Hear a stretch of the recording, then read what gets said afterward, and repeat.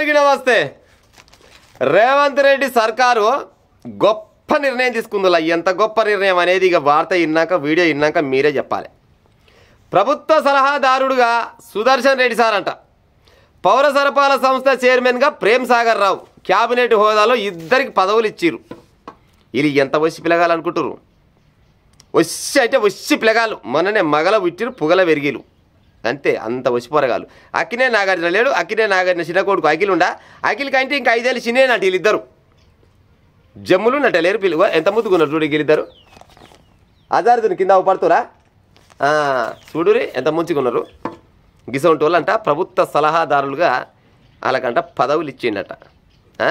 ఎప్పుడో పాడైపోను గులేబా కావాలి సినిమా అప్పుడు పుట్టినట్టు వీళ్ళు పాడుగాను. అంతకంటే ముందే పుట్టినట్టు వీళ్ళంట ఇప్పుడు ప్రభుత్వ సలహాదారులుగా వీళ్ళు మన ప్రభుత్వాన్ని నడుపుతందుకు సలహాలు ఇస్తారంట. వీళ్ళు ఇస్తుండొచ్చిన వీళ్ళు ఏమేమి సలహా ఇస్తే గిన్నెలు అయినా ఓళ్ళు మన ఈయన పేరు ప్రేమ్ సాగర్ రావు సారు ఏఐజీ దవాఖానలో వండుకొని ఈయన ఇంకా దవాఖానకి వెళ్ళి ఇంటికి వస్తాడా అడికెళ్ళి అడే పోతాడా కూడా తెలియదు. 2 రోజుల కొనాడు పోయి దవాఖానకు పోయి వస్తూనే ఉంటాడు. కేరళ వైద్యం తీసుకుంటుండే ఈయన ఎప్పుడు చూసినా ఇంటకంటే ఎక్కువ దవాఖానలో ఉంటాడు.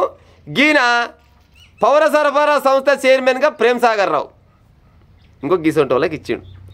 గిదేనా అయ్యా రేవంత్ రెడ్డి సారు? యువకులకు రాజకీయంగా ఎదగాలి, యువకులకు అవకాశం కల్పించాలని చెప్తుంటారు పేపర్ల టీవీలలో.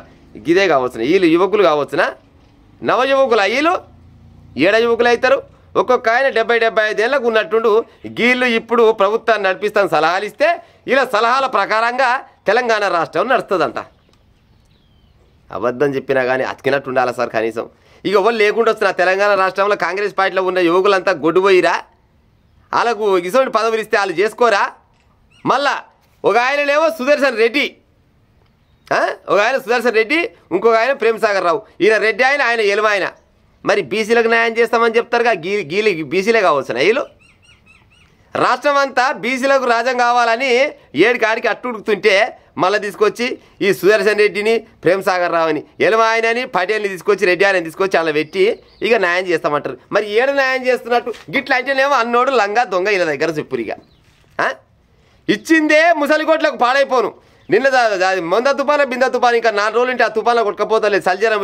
చల్జరం పెట్టి సస్తోళ్ళ వీళ్ళు ఇప్పటికే బీపీ షుగరు ఎన్నో రకాల రోగాలతోటి గోళీల మీద బతురాలు. గోళీలు లేని దినమే లేకుండా చాలకు గాలం తీసుకొచ్చి ఇవాళ ప్రభుత్వానికి సలహాదారులుగా పెట్టిండంటే ఇక ఏమనాలి రేవంత్ రెడ్డిని చెప్పురు. ఇక రేవంత్ రెడ్డి పడేలా నువ్వు వచ్చేవే మరి నీ దగ్గర పొరగాలం పెట్టుకుంటే కాకపోయిందా?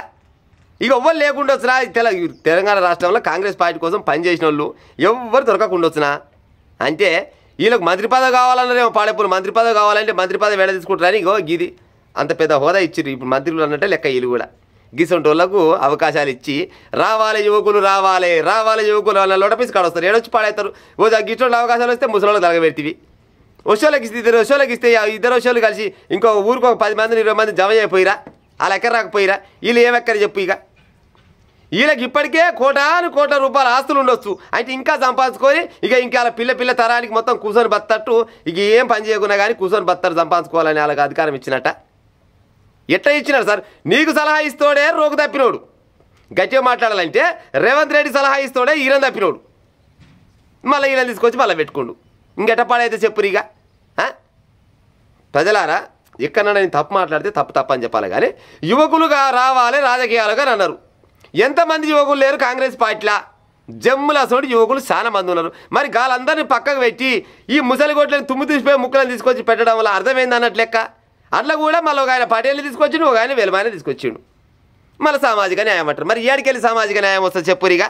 ఓ బీసీ ప్రజలారా ఇది సామాజిక న్యాయమే కావచ్చునా మరిగా?